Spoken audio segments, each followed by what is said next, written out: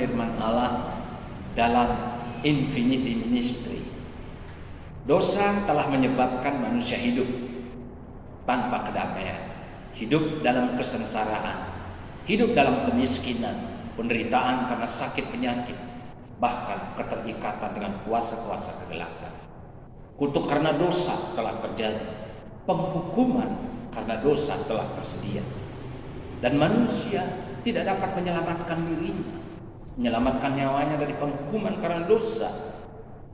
Seperti ada tertulis dalam kitab Mazmur 49 ayat 8 dan 9 yang berbunyi demikian. Tidak seorang pun dapat membebaskan dirinya atau memberikan tebusan kepada Allah ganti nyawanya, karena terlalu mahal pembebasan nyawanya dan tidak memadai untuk selama-lamanya.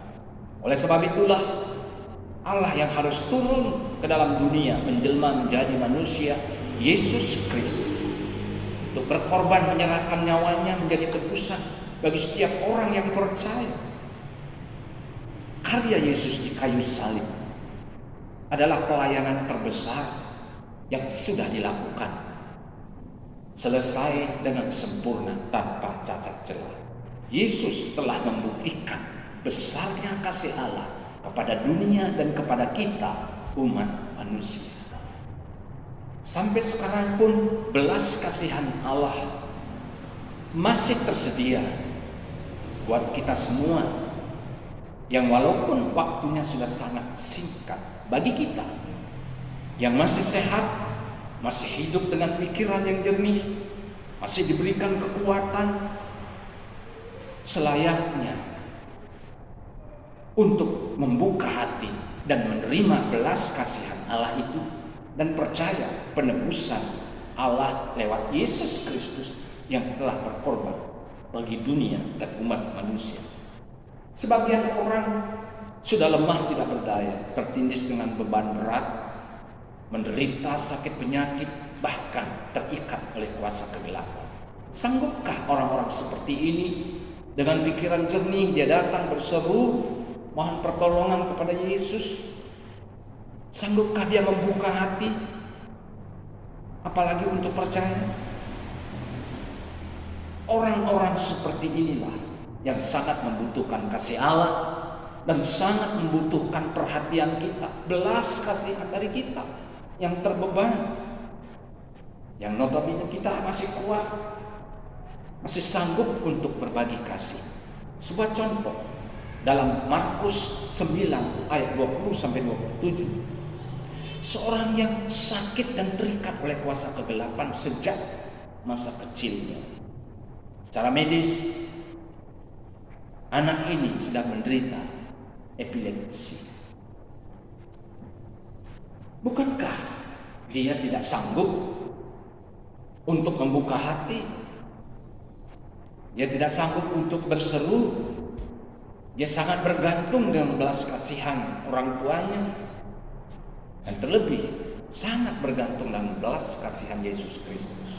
Terbukti orang tuanya datang kepada Yesus berseru, tercatat di ayat 22 sampai 24. Dia berseru demikian, "Ya, aku percaya. Tolonglah aku yang tidak percaya ini." Singkat cerita, anak itu selamat, anak itu sembuh, anak itu terlepas dari segala ikatan kuasa kegelapan. Tentu ini terutama karena belas kasihan Yesus Kristus yang mendatangkan kesembuhan, kelepasan. Tetapi juga bergantung dengan belas kasihan orang tuanya yang datang kepada Yesus memohon belas kasihan Yesus.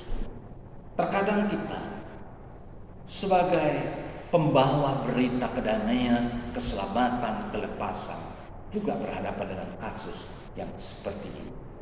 Beberapa waktu yang lalu saya mendapat undangan dari seorang anak yang sangat terbeban dan kasihan kepada orang tuanya yang sudah sakit parah, sakit keras, bahkan sudah dalam kondisi nafas-nafas yang terakhir.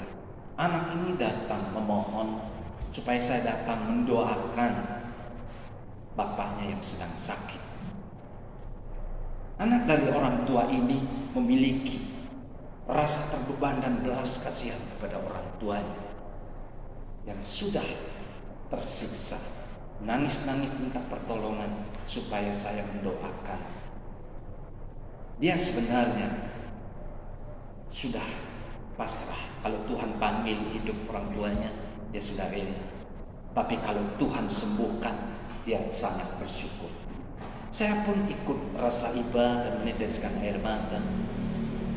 Saya sebagai seorang hamba Tuhan, jujur saya katakan bahwa saya belum memiliki karunia iman dan belum memiliki karunia kesembuhan ilahi yang memungkinkan setelah berdoa langsung sembuh.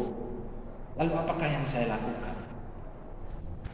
Anak ini yang sangat terbeban tentu menjadi sasaran buat saya untuk saya jangkau, untuk dia bisa menerima kabar keselamatan, berita penebusan oleh Yesus Kristus dan keselamatan yang disediakan oleh Yesus Kristus.